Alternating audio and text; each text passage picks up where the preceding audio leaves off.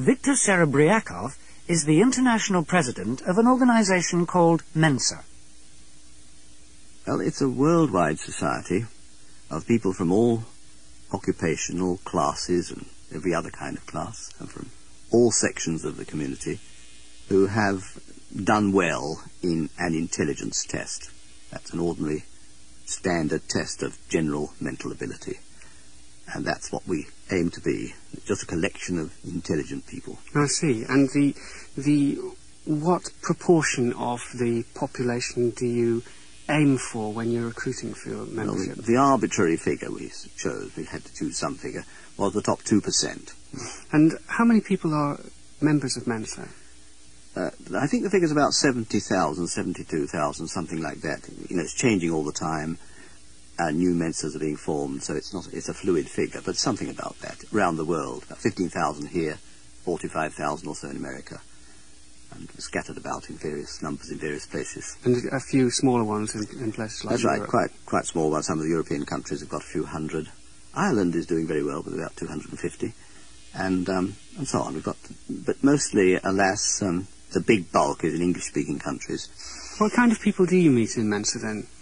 Does it range through all walks of life, or do you find... Absolutely, yes. Well, of course, naturally we find a higher proportion in the professions which require intelligence, all the professional people. But we do have quite a scattering of labouring people. I mean, when I joined, I had been most of my early life.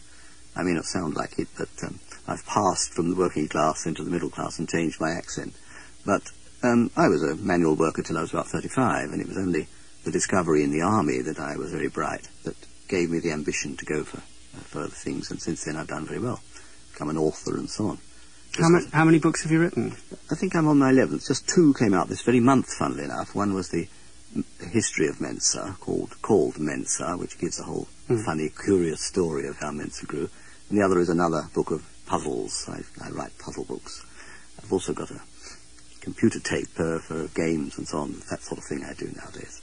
What do you think about Ruth Lawrence, the 13-year-old who got a first-class honours degree in mathematics at Oxford?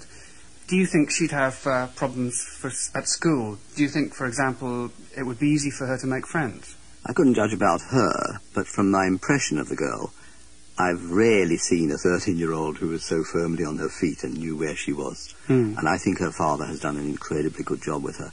I'm very happy about her. But I do think you raise a very serious point.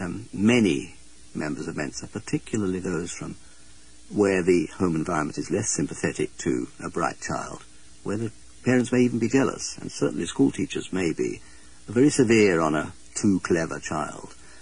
And I must say, as a child, I was a little Cockney boy at a Cockney school, and I suffered a lot. I was chased home every day because I was all the clever little one that got it right.